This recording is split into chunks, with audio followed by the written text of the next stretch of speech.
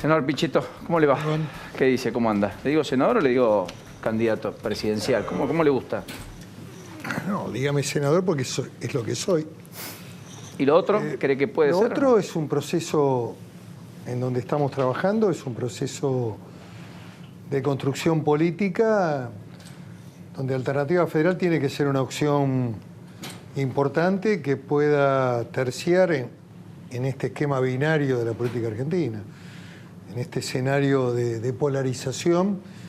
Y además es un esfuerzo por construir una opción democrática que además, después de octubre, pueda abordar los grandes temas nacionales. Me parece que es muy importante. Cuando dice una opción democrática es porque no considera a la expresidenta o al presidente Macri como una opción democrática. No, yo veo en el escenario político, digamos, un esquema de bloqueo. Me remito a las actuaciones que han tenido hasta ahora, en donde han tenido una postura extremadamente de colisión con el gobierno, sin una mirada constructiva, una visión de acuerdos. La Argentina necesita de políticas de grandes acuerdos. La Argentina necesita abordar los grandes temas estructurales. La problemática del déficit fiscal conlleva también un análisis sobre la estructura del gasto social, de cómo modelamos el apoyo a los sectores carenciados que no tienen trabajo, por cuánto tiempo, cuáles son los recursos que el Estado tiene. Esta mirada, digamos, de que es para siempre, para todos, es una mirada realmente inviable en el mediano plazo. Requiere abordar cuestiones que recién mencionaba el ingeniero, pero hacerlo también con una lógica ligada al crecimiento. Lo de la reforma laboral, dice usted. Exactamente. Los trabajadores han aceptado planteos de cambio, de competitividad en Vaca Muerta y en la fabricación de camionetas, que es un rubro de calidad y especializado en la Argentina. Muchas plataformas argentinas está consolidando para exportar al mundo, además. Exactamente. Y lo han hecho también en modelos expansivos, donde crece el empleo. Vaca Muerta es un fenómeno claro de inversión. Hay un empresario argentino importante que ha invertido en Vaca Muerta, en Fortín de Piedra, más de 2.500 millones de dólares.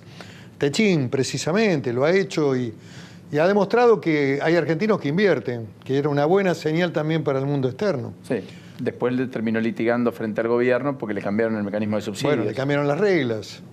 Lo que no se debe hacer, especialmente en ese mundo, que es el mundo de las inversiones petroleras o mineras, donde hay mucha inversión de capital. Si uno acordó reglas, hay que cumplirlas hasta el final. ¿Cree que hay algo entre Pablo Roca y Macri personal que se rompió? No lo puedo abordar ese tema. No, la verdad que no sé si hay alguna cuestión personal. Hoy la Cámara revisó el procesamiento de Pablo Roca y le dictó falta de mérito en la causa de los cuadernos. Y a diferencia de muchos otros dueños de empresas, dice, no, pero él no está probado que haya conocido que... ¿Cree que Comodoro Pi también empezó en tiempo electoral a jugar las cartas o no? A mí me parece que... A ver, en este tema hay que ser muy cuidadoso, no hay que avanzar sobre cuestiones que tienen que ver con la competencia de los jueces y con el trámite y el expediente, que uno no conoce en su integralidad, conoce una mirada parcial, producto de publicaciones periodísticas.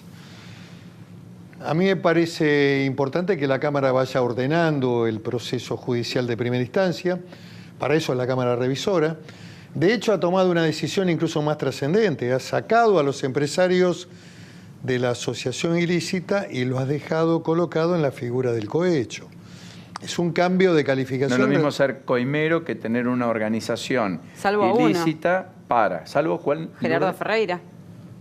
Gerardo Ferreira quedó presidente... implicado como parte de la organización de la asociación ilícita. Bueno, en general, en una gran mayoría de casos, la Cámara ha actuado corrigiendo la calificación y ha mejorado la perspectiva de ese proceso, que tiene una instancia preliminar. Ahora vemos con sorpresa que aparece Centeno nuevamente, va a hacer ampliaciones. Cuando la causa estaba próxima a cerrarse. Estas son también algunas cuestiones que hay que analizar en el proceso argentino. ¿Por qué lo hace? Y después vemos otra cosa más significativa que, lógicamente, no es para todo el público que nos mira, pero aparece la UIF. La unidad de información financiera. Aparece la UIF, Unidad de Información Financiera, y los empresarios se arrepintieron por determinados delitos que se le imputaban en esa causa denominada Cuadernos. Cohecho, presunta asociación ilícita. Resulta que ahora viene la UIF en el final del camino y dice, investíguenlo a todos por lavado de activos. Es medio complicado el proceso judicial argentino. ¿Pero usted entiende que el gobierno incluso quiere demorar la causa? No. Lo que digo es que si el empresario se arrepintió por determinados delitos, al final de la etapa de instrucción no se le puede agregar nuevos delitos. Porque eso demora todo. No, porque eso violenta garantías. Para eso se ha arrepentido. Es una cuestión de punto de vista técnico penal, de la técnica penal. A usted le imputan determinados delitos por los cuales se arrepiente. Muy bien, viene un organismo del Estado que tiene facultades para hacerlo, no estoy negándolo, y le termina cargando otro delito.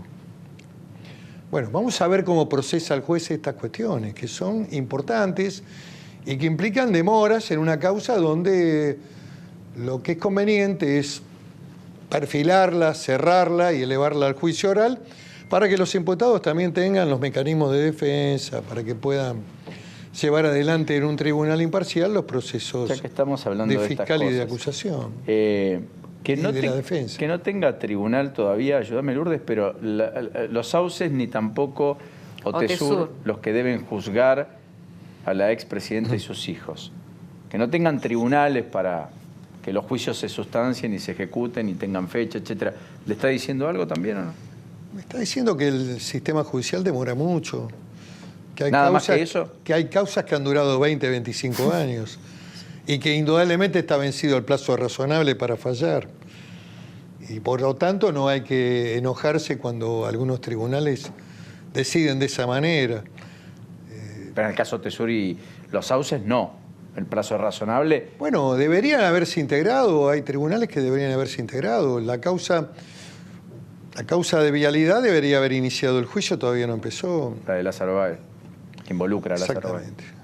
Otesur ha sido recientemente elevada a juicio, seguramente estará en la etapa, digamos, preparatoria del tribunal.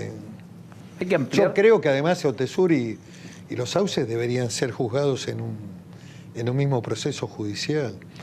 Es la misma naturaleza, el mismo caso, en fin. Pero bueno, estas son decisiones de la justicia argentina. Sergio Torres Está fuertemente cuestionada y en donde el país está además en un proceso de hiperjudicialización complicado, donde la noticia más importante de los canales de televisión es qué procesamiento hubo al fin del día, cuál es la prisión preventiva que se ha fijado. Estamos perdidos. Es el escenario más oscuro de la Argentina. En lugar de discutir cómo crecemos, de qué manera generamos empleo, estamos discutiendo el mundo de tribunales de Comodoro Pi. Sin destino. Está bien. Pero Sergio Usted Torres me dirá, dejará de ser juez federal, pasará a la Corte Suprema de Justicia de la provincia, validaron su pliego el jueves pasado en el Senado bonaerense, con lo cual quedarán 10 jueces federales, ya ni siquiera 11. La pregunta es, ¿hay que atomizar más Comodoro Pi para darle más celeridad? ¿Hay que poner más jueces? ¿Hay que hacer una reforma ahí? Porque es una justicia tampoco es decisión eso. de política de Estado, que indudablemente la valoración la tiene que hacer el presidente y Pero el si gobierno. usted fuera presidente, ¿qué haría? Yo siempre he tenido una actitud de mesura y de prudencia respecto a Comodoro Pi. Creo que ha habido excesos este año, fundamentalmente en la toma de decisión de la prisión preventiva. Es un mecanismo que vulnera el principio de garantías del debido proceso, salvo cuando haya mérito de fuga, digamos, cuando el juez meritúe que se puede fugar o Samir, cuando hay... por caso. Bueno, es un caso flagrante, se fugó. Sí. Eso es indudable que amerita, digamos, una resolución de prisión preventiva por parte del tribunal. Podría volver a fugarse. Sí. O de que tenga el poder suficiente de gran voltaje como para poder impedir la investigación. Estos son los dos supuestos que fija el código. Habría que delimitar más claramente para que no haya interpretaciones como hizo la Cámara Federal en el sistema federal en la Argentina. Me parece que los excesos en este mundo circular después se pagan, digamos, en términos de que son garantías de los ciudadanos, no van para uno o para otro, va para todos. Lo dejo con Nachi Lourdes. ¿Se no? anima? ¿Qué tal? ¿Cómo no? ¿Cómo estás, Miguel? ¿Qué tal, Nacho? ¿Cómo estás? Te quería consultar porque hay sectores filo-kirchneristas, no digo el entorno de la expresidenta, pero sí que adhieren al kirchnerismo, que dicen si volvemos el Ministerio de la Venganza, prometen expropiaciones masivas, todo lo que no hicieron o lo que no pudieron hacer. ¿Crees que hay margen en la sociedad argentina para eso? Y, de ninguna manera. ¿Qué opinas de eso? Yo creo que es otra pavada más de algunos sectores radicalizados que rodean a la expresidenta, que le hacen un daño irreparable. Irreparable. Modelos de izquierda dura radicalizados pierden elecciones. Neuquén, Río Negro es el ejemplo más nítido, más claro. Modelos que además son hiperambientalistas, que están en contra del fracking, del desarrollo petrolero, que se lleva a un dirigente que fue intendente, que tiene una trayectoria, pero que tuvo, digamos, un relato piquetero. Bueno, eso está condenado a tener un piso y un techo limitado, acotado, pero no a ganar. Digamos, son minorías intensas que no ganan elecciones. Lo dice por Río Seco. Lo digo por Río Seco y lo digo por Soria, en Río Negro, donde los dos perdieron. Uno sacó 34, el otro 26, promedio 30. Con ese discurso no le alcanza la No le alcanza porque esa es una mirada radicalizada de izquierda dura con el Partido Comunista, con Nuevo Encuentro, con los muchachos de Colina que no existen más, que son sellos de goma de izquierda que creen que van a hacer la revolución chavista en la Argentina. Me parece que eso la condena al fracaso. Y además pone en duda otra cosa más importante en la Argentina. Miren, un vaso de agua y un sistema de IRB o IBR, que es el software donde preguntan tonterías todos los días y cualquiera tiene un sistema de software haciendo encuestas en la Argentina. Bueno, no se le niega a nadie. Todos tienen una encuesta. Todos aducen números y porcentajes que después no condicen con la realidad. Anuncian éxitos que se convierten en fracasos. Bueno, está en la Argentina. Antes el colaborador, el hombre que hacía una encuesta, que en general la hacía en el territorio, que recorría, que hablaba con la gente, con el barrio, era un colaborador del proceso electoral, de la campaña, de un candidato. Hoy son figuras, casi diría, más importantes que el propio candidato. Los periodistas los entrevistan y les preguntan de contenido político, quizás de mucha más importancia que los propios candidatos. Estas son las distorsiones de los sistemas de mediación que hoy intervienen en el proceso democrático, donde indudablemente son instrumentos del proceso electoral ya activamente y gravitan. Es mucho más intensa y más valiosa una cualitativa hecha en los barrios, en focus group, en donde ahí se define Vino Durán Barba, hizo varios focus group y dijo, muchachos, estamos mal. ¿Reivindica Durán Barba por primera vez? No, lo reivindico en términos de cosas que sabe hacer. Lo que digo es que Durán Barba no le da tanta importancia a la cuantitativa. No, es cierto. Le da más importancia a la cual y va al barrio, hace el focus group y ahí recoge lo que la gente dice. Y indudablemente esto le ha preocupado. Le han dicho, miren, por este camino, por esta intensidad en el ajuste, estamos en problemas.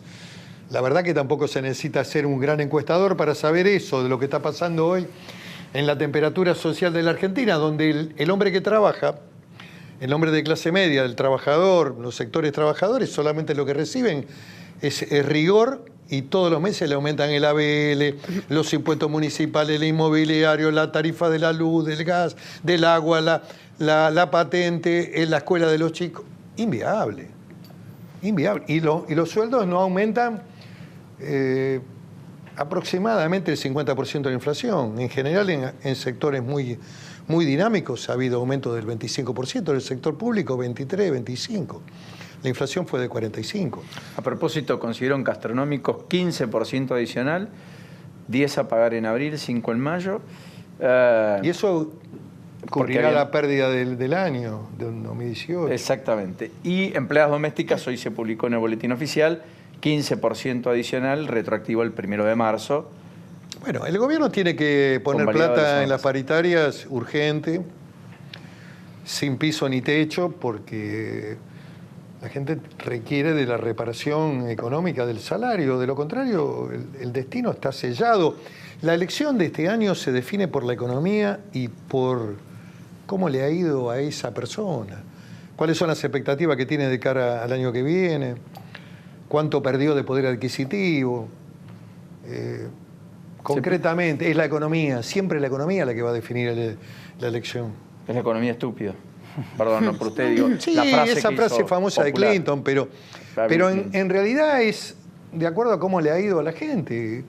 Y la clase media, los sectores que han hecho posible el triunfo electoral de Mauricio Macri han perdido. Este año que pasó han perdido. 2 devaluaciones, paritarias a la baja, aumentos increíbles. Por eso el presidente dice no hay que abandonar el carro, hay que seguir tirando. A ver, el presidente enuncia, digamos, cuestiones que hacen a la convicción de un modelo.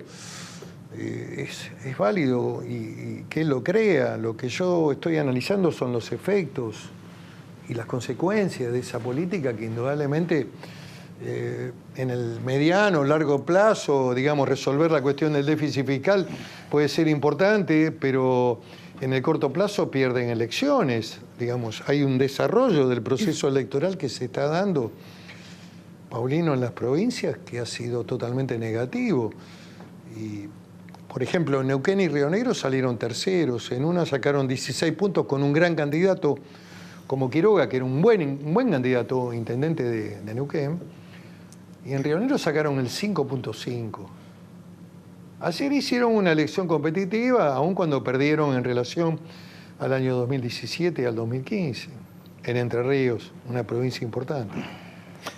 Usted sacó la foto con Beretilnec el jueves de cierre de campaña, en un despacho oficial, Casa Rosada, Era una cuestión importante, institucional. de frutas y verduras que iban hacia... De pera y manzana, que es el producto clave de Río Negro, en una crisis fenomenal, en donde se determinó, por decisión del gobierno y por gestión que hizo el gobernador y el que habla, la remisión de un proyecto de ley de emergencia que permite que los productores, empresas, posterguen el pago de las obligaciones fiscales por un año, lo cual es un dato de una entidad. El gobierno concedió y ahí hubo fotos... Mañana vamos a estar votando la ley porque requiere, como es un sistema de financiación especial, requiere también de una ley. Pero o sea, bueno, mañana hay sesión en el Senado. mañana hay sesión en el Senado. Pero los dos proyectos no habrían, ya estoy Lourdes, perdón, financiamiento de campañas políticas y blanqueo No, laboral. blanqueo no está en la agenda de mañana, sí financiamiento de partidos políticos. ¿Y va a haber ley? Bueno, creo que hemos logrado dictámenes. Hay un tema que está en discusión, que es el aporte de los sindicatos. Mañana lo vamos a discutir, pero... ¿Usted cree que deberían poder hacerlo? Yo creo que es una organización que puede aportar. En Inglaterra los sindicatos aportan al Partido Laborista, pero bueno, es una discusión que requiere además una votación especial, porque para votar esa ley, que es una ley electoral, se requiere la mitad más uno. O sea, hay que tener 37 votos mañana para sacar. Independientemente de la cantidad de senadores que estén sentados y que vengan a propósito de las eventuales ausencias. 37 votos, toda la ley. Correcto. Siempre 37 votos. Siempre. Sí. Van a poder aportar privados, Porque empresas... si no tiene 37 no tiene quórum. Correcto. Privados, empresas, particulares, pero no proveedores del Estado, hasta donde entiendo que se va a reglamentar, y ahora se abriría el capítulo a los gremios y todos con límites. Sí, yo hubiera tenido una mirada más amplia, pero bueno, es lo que se ha logrado con un nivel de consenso bastante importante, y lo que importa acá es que hace una ley de financiamiento de los partidos políticos. Este sistema mentiroso, hipócrita, que además determina de que el sistema funcione con aportes en negro que después terminan siendo judicializados, no va más. Y lo peligroso, Paulino, lo peligroso, es que en el sistema electoral argentino entren los narcos, que ya están entrando en los municipios, y después que nadie se sorprenda. En muchos municipios que están contaminados por este delito grave, también ha aparecido el financiamiento narco. Hay un intendente de una provincia que mencionamos recién, que está siendo elevado a juicio en poco tiempo y que indudablemente muestra Itatí es otro ejemplo, digamos, para poner ejemplos, o en otros lugares, o también en los escenarios duros del conurbano puede aparecer el fenómeno narco detrás de un puntero donde... Correcto, para eso la trazabilidad del dinero estaría garantizada en la nueva ley. bancarización. O sea, todo sería bancarizado, no habría Por aportes supuesto. cash. Viene alguien, le quiere dar 10.000 pesos a ustedes, 5.000 o 20.000. bancarizarlo. Hay una cuenta al partido y es importante, para mí hubiera sido importante que no hubiera habido límites, que el candidato recaudara como hacen los americanos, que... O sea, tú haces una cena y alguien quiere poner 200.000 pesos y lo pone. Y sí, lo pone porque apuesta por ese candidato. El candidato tiene la obligación de decir quiénes son los aportantes para saber qué intereses va a defender. Si yo soy alguien que considera que es importante la actividad petrolera o minera para el país y proyecto eso y me apoyan esas empresas, es válido, es totalmente legítimo. Lo que pasa es que acá en Argentina hay taras que impiden hacer procesos razonables y que la gente sepa además que mi política es propender al desarrollo petrolero, al fracking, al empleo, a la generación del desarrollo. ¿Y el límite cuál va a ser? El límite es tiene un 2% de utilidades de la empresa. O sea, una empresa que ganó 100 pesos no puede aportar más de 2. Bueno, ese es el criterio que se ha utilizado. De la ganancia del último balance. La idea mía era poner un 5 al principio, sí. Pero bueno, esto es lo que se puede. Es importante que se pueda hacer una ley. Porque además, si no, no va a haber financiación. Y el único que sale ganando en un sistema donde no hay una ley de financiamiento de partidos políticos es el gobierno. Porque el oficialismos de turno. Porque el que tiene el gobierno tiene una parte importante de la elección ganada. Usted ve que los oficialismos difícilmente pierdan una Hasta ahora ganaron todos. Y porque maneja el aparato del Estado, los recursos estatales, la política social, el financiamiento de sectores excluidos, todo el juego, todas las cartas están arriba de la mesa para el oficialismo. Nacho Lourdes, perdón, vuelvo. Sí, tengo dos preguntas para hacerle, ya que habló bastante con Paulino de Comodoro Pi. La primera pregunta tiene que ver con el... No me gusta hablar mucho de Comodoro Pi. Lo que digo es que el tema de la judicialización en la Argentina inunda todo, agobia. Bueno, ya que hablamos de la judicialización... El día que discutamos cómo crecemos y de qué manera desarrollamos la actividad económica, defendemos la industria... Es una Argentina diferente. Hace 3 años y medio que hablamos de los procesos judiciales. Por supuesto. Y bueno, mi consulta tiene que ver con el proyecto del Código Penal, del nuevo Código Penal. Si cree que como entró al Congreso puede llegar a aprobarse, si puede llegar a aprobarse este año, si existe esa posibilidad. Mire, eso yo por un lado. tengo un gran respeto por la comisión que ha trabajado, por el doctor Boninsky, es un hombre dedicado. Esto también implica un debilitamiento del sistema democrático, porque en el sistema democrático aparece, digamos, el escenario de la intermediación, digamos, con comisiones especializadas, luego tiene que ir al Congreso. Por supuesto que han hecho un esfuerzo importante, han dado una estructura normativa a un sistema penal que era vetusto, prácticamente regulaba del año 1921. Pero bueno, ahora hay que dar el debate en el Congreso. Y lógicamente ahí vamos a tener que discutir a fondo, van a venir los especialistas, va a venir la comisión que trabajó, especialmente el doctor Boriskin, que repito, tengo un gran aprecio personal y es un hombre de jerarquía, y van a tener que venir juristas a abordar los distintos temas. Es un debate importante y largo porque implica una estructuración del sistema penal sobre la base de nuevos hechos, realidades. ¿No para este año, dice usted? Es difícil, pero bueno, va a empezar el debate en la Comisión de Justicia. Está planificado el inicio del debate con la Comisión y vamos a ir avanzando, así que... Y la segunda pregunta... En general, el debate sobre códigos en el Congreso siempre es difícil. Sí, por supuesto.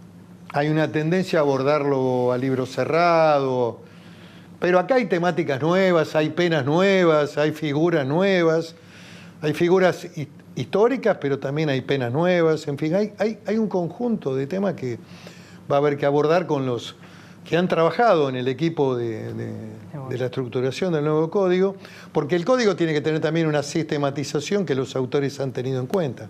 Claro. No puede ser un parche, así que va a ser muy importante hablar con ellos.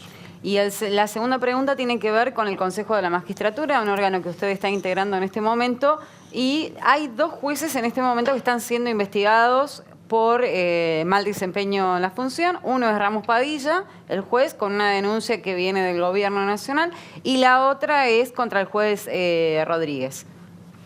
¿Cree que pueden avanzar esas causas en el Consejo? Están avanzando en materia probatoria, digamos.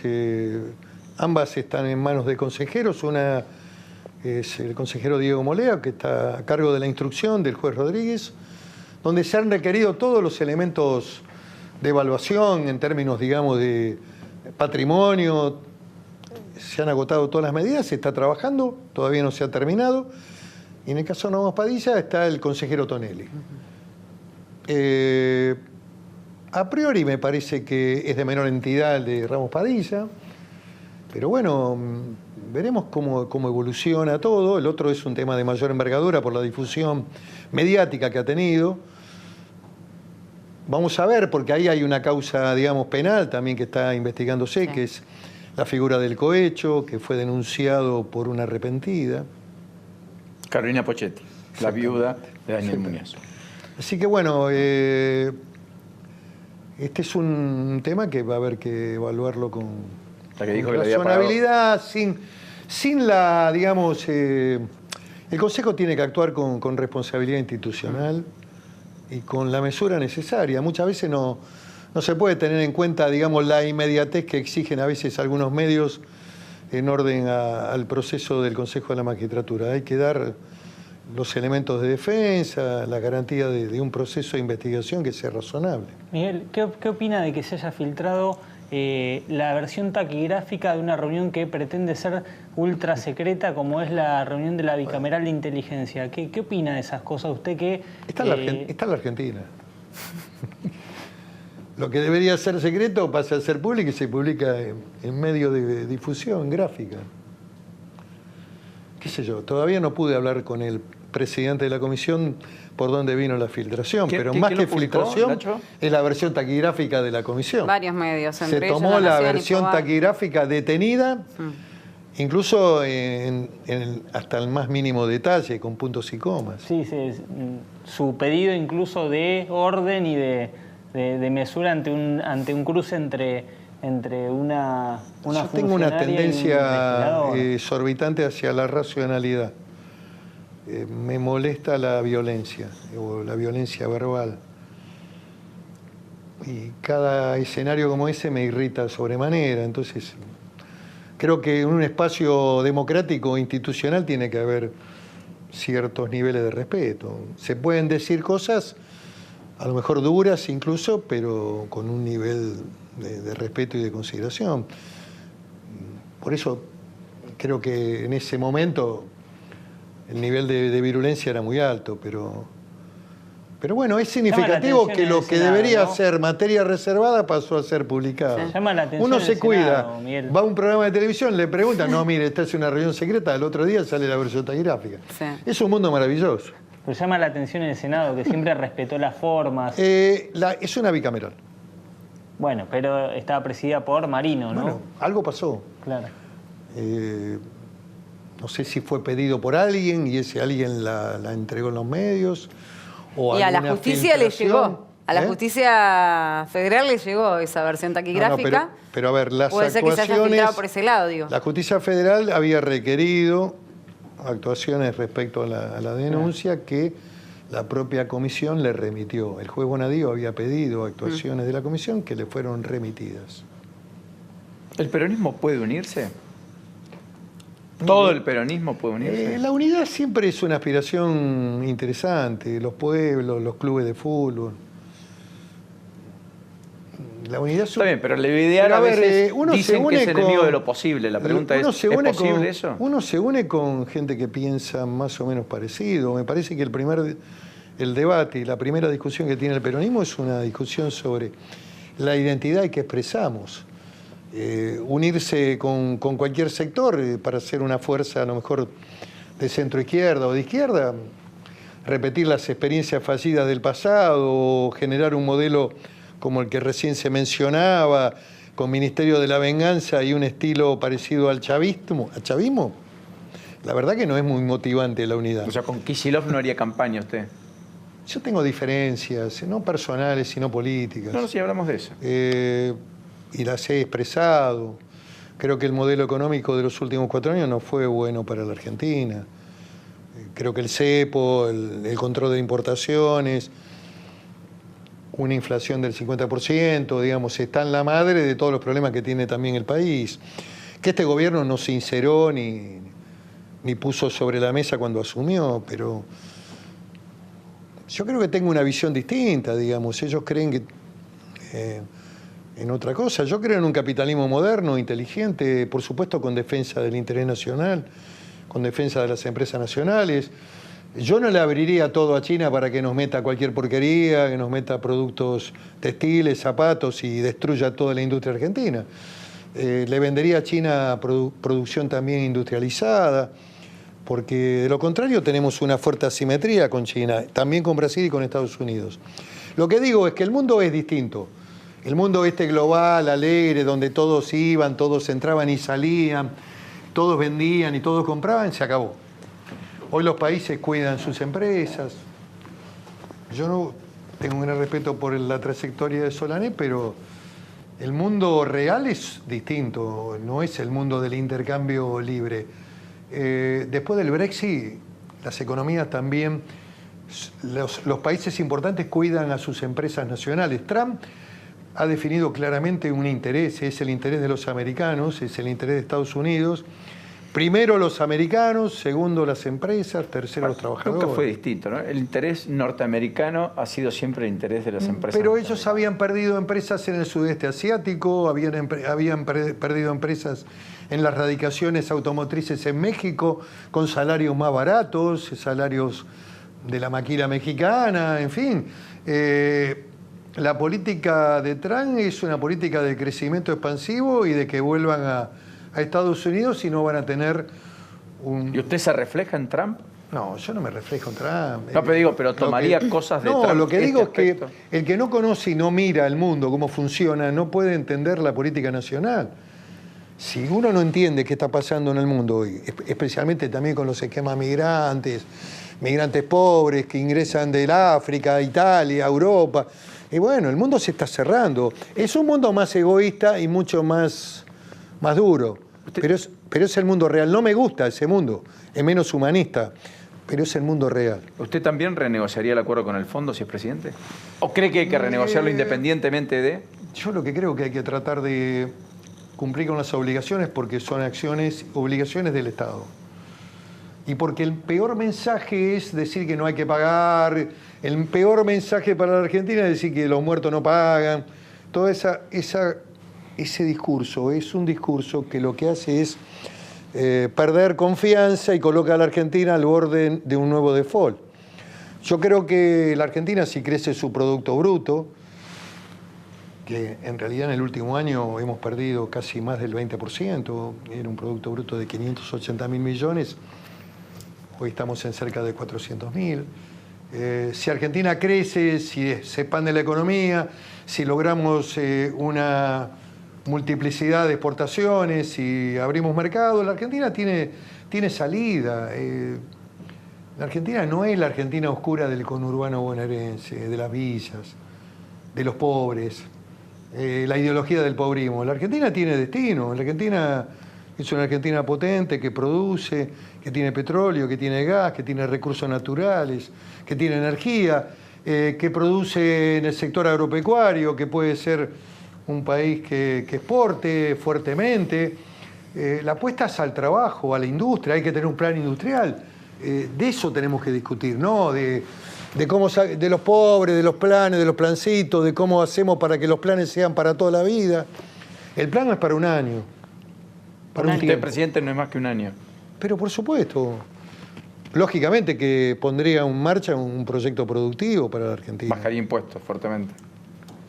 Por supuesto, los que invierten en la Argentina y generan empleo tienen que tener menos carga impositiva. De lo contrario, ¿quién va a venir a invertir en la Argentina? O sea, bajaría el gasto público recortando subsidios, recortando programas sociales, creando empleo genuino, bajando impuestos. Por supuesto que lo haría con un marco de gradualidad y de responsabilidad. Está bien, pero su gradualismo sería ese, no otro. Pero es insostenible en el mediano plazo. Nadie quiere afrontar este debate con seriedad. El gasto de seguridad social de la Argentina es del 65% del presupuesto, 70% del gasto primario. Usted también haría una reforma previsional. Está hecha la reforma previsional, Paulino. Los brasileños se llenan la boca de que van a hacer una reforma previsional y van a poner la edad jubilatoria en 65 años y en 62 la mujer. Está hecha en la Argentina. Y 25 años de aportes obligatorios. Bueno, acá en la tenemos Argentina 30. requieren 30. Acá tenemos 30. Y la verdad que los argentinos cuando se jubilan todos tienen 40. Los que trabajan tienen 40, 38, 40. Y entonces, pero y incluso hemos dado... ¿no la tocaría el sistema previsional así como está? El problema del sistema previsional que se ha jubilado mucha gente que no había hecho aportes. Y indudablemente ¿Y entonces eso... qué haría? ¿Quitaría derechos? No. No, y además hay derechos adquiridos. Por eso, ¿y entonces? Lo que digo es que a partir del momento que uno asuma las nuevas responsabilidades de un nuevo gobierno, ninguno se jubila sin aportes. Paulino, se acabó la beneficencia. Porque de lo contrario, su jubilación a la de los muchachos que son jóvenes, en el mediano plazo o en el largo plazo en la Argentina no existe, corre riesgos. El que aporta tiene derecho a la jubilación. El que no aporta no puede jubilarse.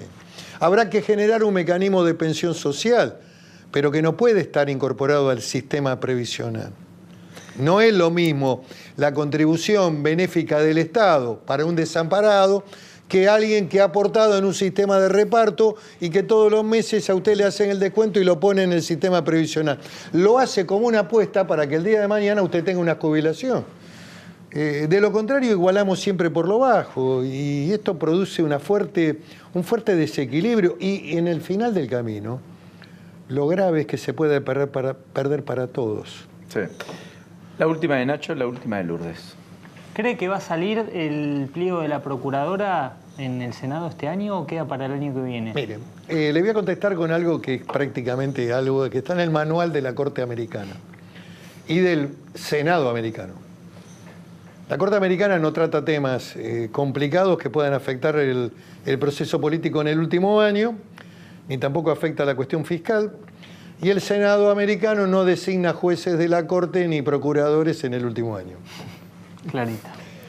Más allá de los valores, los méritos o las capacidades intelectuales, cuando Obama pierde un juez de la Corte por fallecimiento, estaba gobernando el Partido Demócrata, le quedaba un año de gobierno. Sin embargo, los republicanos que controlaban el Senado no le dieron el aval a ese juez y cuando ganó Trump tuvo derecho a ponerlo. El gobierno, sin duda, si gana el proceso electoral este año, va a tener derecho a poner el procurador y seguramente lo va a tener. Si hay otro gobierno, pondrá otro procurador. Pichetto, hoy la Oficina Anticorrupción es un organismo que está bastante cuestionado por varios sectores, sobre todo por su accionar, porque dicen que van contra los kirchneristas o contra el gobierno anterior y no están yendo contra este gobierno en las investigaciones a fondo. ¿Usted, si fuera presidente, pondría un opositor al frente del organismo? Mire, yo pondría una funcionaria o un funcionario, y tampoco tengo un disvalor sobre la actual funcionaria. Me parece que en ese tema hay que poner a alguien capacitado y el gobierno lo ha hecho y bueno, lo mismo también podría ser aplicable para la UIF. No hago ese tipo de disquisiciones. Hay organismos que tienen que estar en manos de la oposición porque así lo establece la Constitución. La auditoría, por ejemplo. El presidente de la auditoría está a cargo de un opositor. Y el partido opositor con mayoría parlamentaria designa al presidente de la auditoría.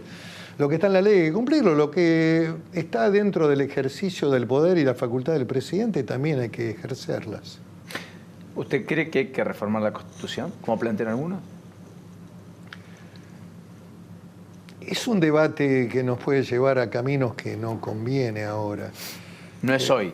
Tal vez habría que hacerlo, No, pero hay, no es hay hoy. que hacer un análisis institucional importante sobre las instituciones que funcionaron o no, pero hoy incluso hay algunos que alientan la reforma de la Constitución para ir a un modelo chavista. Y otros para ir a un modelo Y otros un modelo parlamentario, digamos, que son gente de buenas intenciones. Dualde, por caso. Y otros. Bueno, el doctor Duhalde lo hace sobre la base de su experiencia, Paulino, porque Sí, claro. el gobierno de crisis del 2001 fue un gobierno casi de corte parlamentario. A mí me tocaba ir como presidente del bloque a la mesa de Olivos a discutir todos los temas. Y el doctor Duhalde ejercía un liderazgo democrático, participativo, y bueno, y la Argentina salió adelante con diálogo económico-social, con el diálogo argentino, con la participación de la Iglesia. Fue una experiencia, en una crisis fenomenal, fue una experiencia realmente muy interesante. Los chicos se van a jubilar, yo también, pero mañana voy a tener 43, así que gracias por este ratito y por la La previa y por haber juventud estado. es un mérito importante que se acaba con el tiempo, Paulino. Es mejor ser joven. Sí. Tiene ganas de seguir. Aunque hay viejos que son jóvenes y hay jóvenes que son viejos. Y la verdad es que Y no uno por tiene que ser un nuevo- hombre de su tiempo. Sí, Y, no por comprender el proceso de vida y entenderlo. y no por ser joven tiene métodos nuevos, innovadores o jóvenes, sino que no es una cuestión etaria, ¿no? Es una cuestión No, de y práctica. hoy incluso en el mundo los grandes liderazgos son de gente que ha pasado los 70 años. Eso es otro dato significativo. Macron tiene bastante menos, ¿no? Bueno, Macron es un producto joven, sí. El de Canadá también, Justin Trudeau, que Sí, que enamora a las mujeres acá y allá. tiene un deterioro extraordinario. Se cayó a pedazos hace muy poco tiempo. Tampoco es una virtud la juventud. Y Macron tiene también un bien. escenario complejo en lo social con los chalecos amarillos, ¿no? Si usted va a la campaña presidencial, va a ir a una interna, va a haber interna en la Alternativa Federal.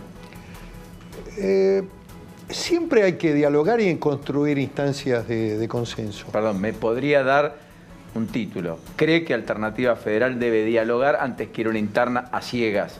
Y posiblemente Yo alumbrar creo una que fórmula. Alternativa Federal más los partidos aliados, parte de sectores del socialismo, el radicalismo, el GEN, que pueden aportar esta construcción, como ha hecho Schiaretti en Córdoba, que es un ejemplo interesante de construcción horizontal y de propuesta, digamos, para ganar. Creo que tienen que hacer el ejercicio del diálogo y de la construcción política, y que también luego, si no se resuelve, está la primaria, que es un método de selección de ¿Usted candidatos. estaría dispuesto a resignar eventualmente su propia candidatura siempre- en la construcción de un espacio más grande? Yo siempre estoy dispuesto a dialogar y a construir acuerdos políticos. Me parece que es un tema central de la democracia argentina. Falta una mirada institucional en el país y tiene mucha suerte y mucho premio el que rompe todo, Paulino. La gente festeja al que rompe todo en Argentina. Los acuerdos, los consensos siempre son mirados de manera sospechosa. No paga ser democrático en la Argentina. A ustedes tampoco les conviene eso porque es aburrido. Porque como dice Sanguinetti, la democracia es gris. Gracias por este reto. No, gracias a ustedes. Enormemente generoso, Miguel, por este No, por por esta favor.